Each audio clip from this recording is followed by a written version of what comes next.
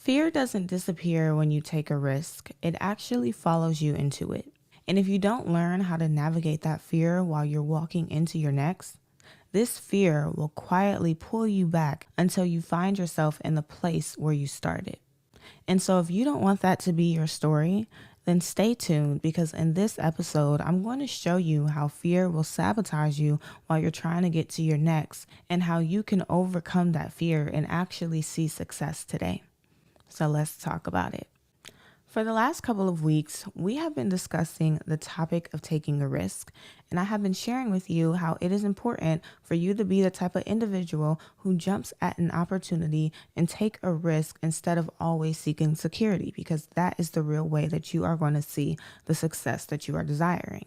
And then in last week's episode, I explained to you the one reason why many people are afraid to step out and take a risk, and that is because of fear. And we talked about how to navigate through that fear to get the courage to take that first step and walk towards a risky situation.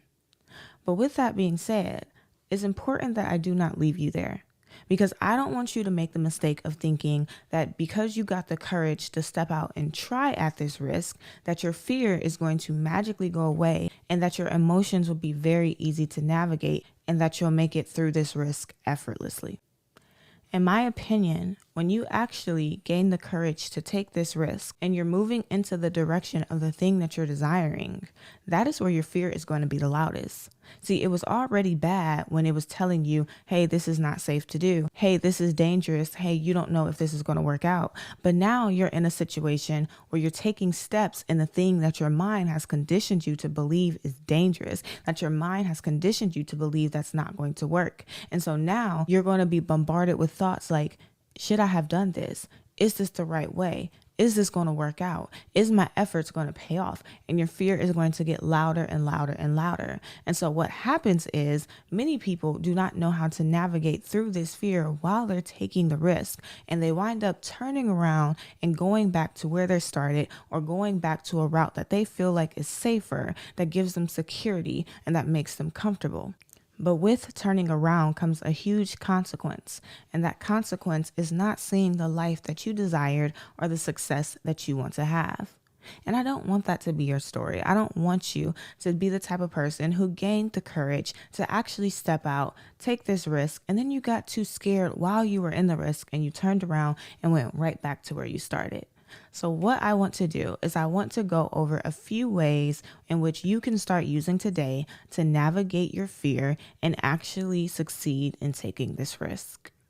So the first way to navigate your fear and a risk is by understanding how outcomes are created. So as you're taking steps in this risk, you might notice that you cannot see how things are going to work out. And usually when you are taking steps that you are unsure of the outcome and you can't see any signs of the outcome, you usually take that as a sign as everything's not going to work out, as you're going to fail at this, as you made a mistake, as you need to turn around and you need to do something that's a little bit more comfortable where you can see how things are going to pan out. So for example, let's say that the risk that you are taking is starting a business. And as of right now, you cannot see if that business is going to be successful. You cannot see if that business is going to make you $1 million. But if you were to go and get a job and you sign paperwork that says, hey, you are employed here and we're going to pay you $20 an hour. You can see that you're going to get a paycheck bi-weekly. You can see how much money is going to come from that paycheck every 2 weeks. So it gives you a little bit more comfort and a little bit more security because you can see the outcome that's going to come from your efforts. Whereas when you're doing something in a risk, you can't really see it.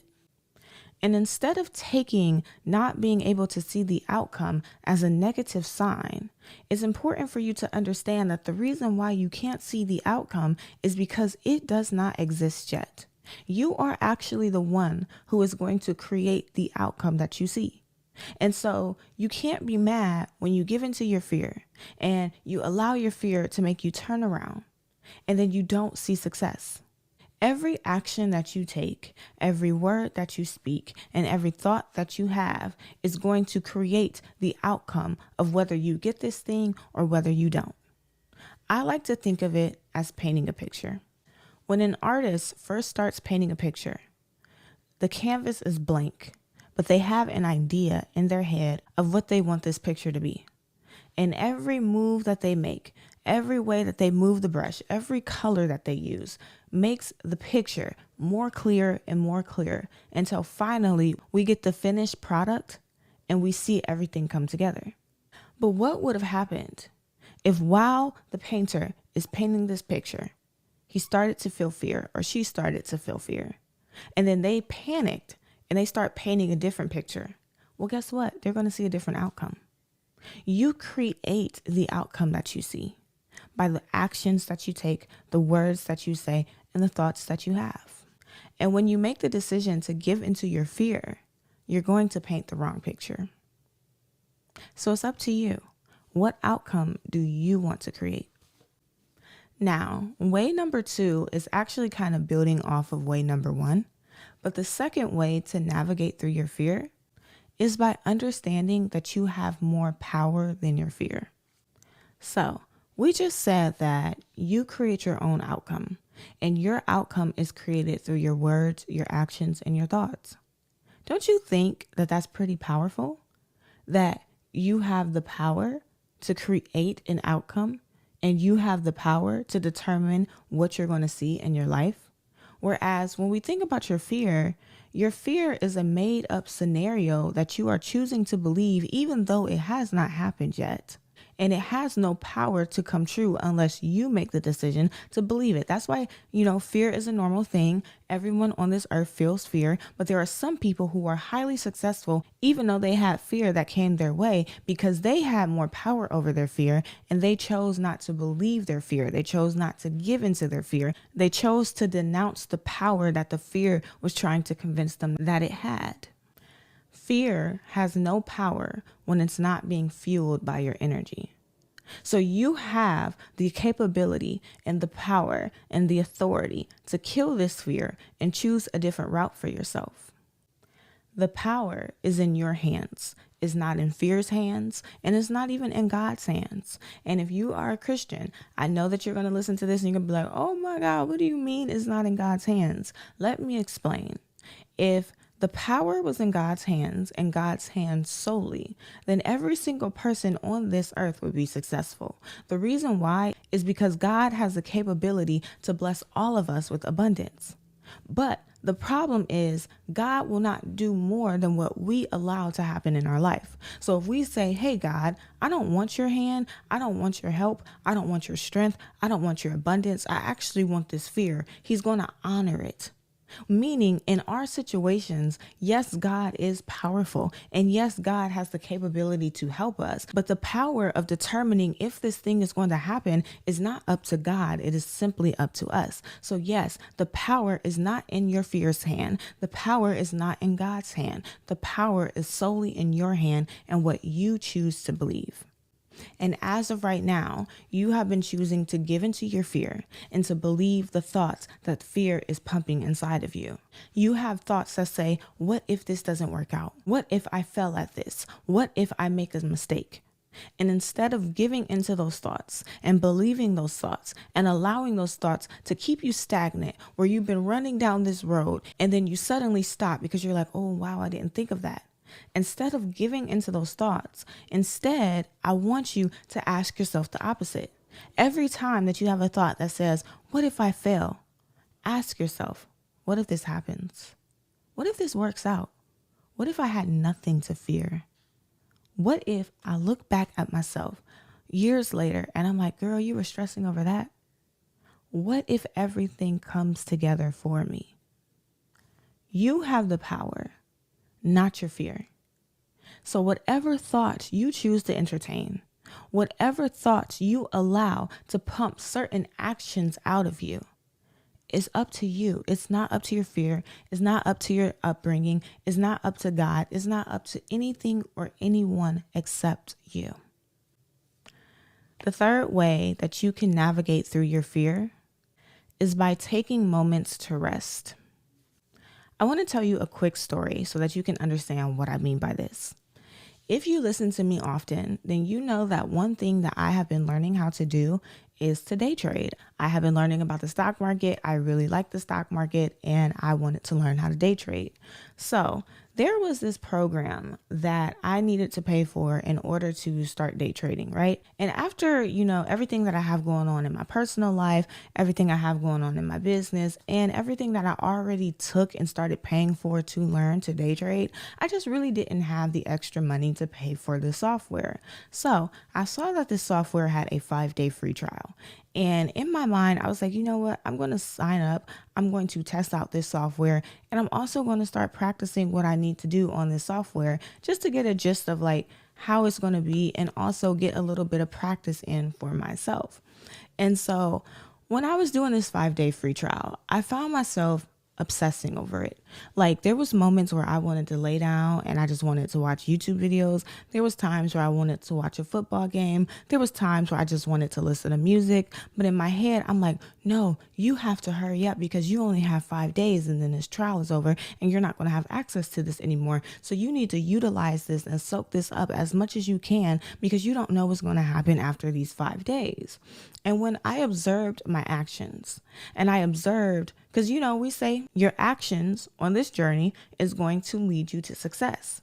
But when you look at the root of where your actions came from, my actions were coming from a place of fear. It wasn't coming from a place of faith. It wasn't coming from a place of boldness. It wasn't coming from a place of feeling like everything is going to work out. It was coming from a place of lack, thinking about what I did not have, thinking about what I could not afford, and saying to myself, you need to hurry up because you can't afford to keep this. When you're operating from a place of fear, you're going to know by your actions. And for some of you, your actions are going to look good on paper. For some people, you would have looked at me and you would have said, oh, wow, she's very dedicated to learning day trading. Oh, wow, she's taking this very seriously. Oh, wow, she's putting in a lot of effort. But when I looked at the reason as to why I was obsessing over the software and using it in these 5 days, it was because I was afraid because I felt like I could not afford to keep the software. So sometimes you have to look at what you're doing and you have to ask yourself, why am I doing it? Because for me, I did something once I realized this that was very uncomfortable for me. And I decided to rest. I decided to say, yeah, I know that I only have this software for 5 days, but what I'm going to do is I'm going to take a break. I'm going to spend an hour watching YouTube videos. I'm going to watch that football game. I'm not going to think about trading. I'm going to relax. I'm going to listen to music. I'm going to talk about something other than this. And for some people, if you were just looking at things surface level and you compared me when I was obsessing over this software and I was spending hours practicing and using the software compared to me laying down and watching YouTube videos and watching a football game, you would compare those two actions and you would say the version of me that was on that software was the better version to get me to my journey. But no, it wasn't, because that version of me was rooted in fear. The version of me that was sitting down and relaxing and doing other tasks was the version of me saying, you don't have anything to worry about. There is a time to work on this software and there is a time to relax. And I need both, not one over the other. It is okay for me to take a break because I don't have to rush to use this software because I will be able to afford this software when it's over. Me and this software, our relationship will not end in these 5 days. I have time to work on this. I don't need to scram to work on this. And what we fail to realize too is that when you overwork yourself and you start obsessing over something, you actually are going to find it very harder to get through. But when you rest, you are allowing your mind to calm down. You are allowing your mind to rejuvenate. You are allowing your mind to refuel itself so that it works better, so that you show up better, so that you have more clarity, so that you get more answers, so that you're not stressing, so that you can hear God clearly. Things work out better for the people who rest versus the people who obsess. But with that being said, it is important for you to realize That fear is not something that is going to disappear overnight. It's not going to be like, okay, I finally got the courage to step out and take this risk. Now my feelings of fear is just going to magically disappear and everything's going to work out and everything's going to be fine. No, you are going to feel fear even more. Your fear is going to intensify because now you are walking in uncertainty and you're actually taking steps that your mind is trying to tell you is the wrong path to take. And when you feel this, it's important that you understand three things. Number one, you create the outcome that you want to see. Number two, you are the one who has power and authority over your situation and over your fear. And yes, God has authority as well. Yes, God has power as well, but he cannot use that power unless you give him access to, unless you choose to partner with him and you choose to say, yes, God, I surrender. I'm going to do things your way and I'm going to give into you instead of giving into my fear. And number three, it is okay to rest. It's not lazy to rest. It's not unproductive to rest. But when your rest is rooted from a place of boldness and your works is rooted from a place of fear, resting over working is going to be very beneficial to you. And even though you're resting, I do want to give a disclaimer. I'm not saying that you should never work, because even when I was doing this 5-day free trial and I decided to surrender and I decided to rest, I was still working on the software. I just wasn't spending hours upon hours upon hours doing it all day because I felt like I needed to get in as much as possible before this was over. I would take breaks. I took like a 2-hour break to watch a football game. And then I dedicated a specific amount of time where I was like, okay, I'm going to work for an hour on the software today. I was still doing work. I just wasn't obsessing over it. I was telling myself it is okay to take a break. You don't have to hustle 24/7 in order to get this done. So resting does not excuse work, right? This is why I said you don't need one over the other. You need them both combined. If you are only resting and you are never working, you cannot expect to see a result. And if you are obsessing and you never take time to rest, you can expect to never see a result. Or if you do see a result, prepare for it to take a long time or for it to kill you. I know that sounds harsh, but it's the truth. You need both of them used, intertwined, and combined. But I have rambled on a lot, so I am going to stop right here. Before we go, I do have a weekly action step that I would love to give you. So sometime this week, I want you to choose one area where you feel like fear has been holding you back. And after that, I want you to, number one, write down the fearful outcome that you've been imagining. Then ask yourself, what is the opposite of this fear? So if I've been telling myself, well, what if I fail? What if this doesn't work? What if this isn't possible for a person like me? Replace that and write down the opposite and say, when I win, I'm going to do this. When I win, I'm going to feel this. When I win, I'm going to think this over this fear that I was telling myself in this season. When I win, I'm going to look back at this version of me and I'm going to say this and I'm going to do this and I'm going to tell myself this. Write down the opposite of what this fear is telling you. And most importantly, write down what you actually want to see, because you create your outcome. Your fear does not. But that is all that I have for you today. If you enjoyed this episode, leave a comment and let me know how this has helped you. And I will see you next week.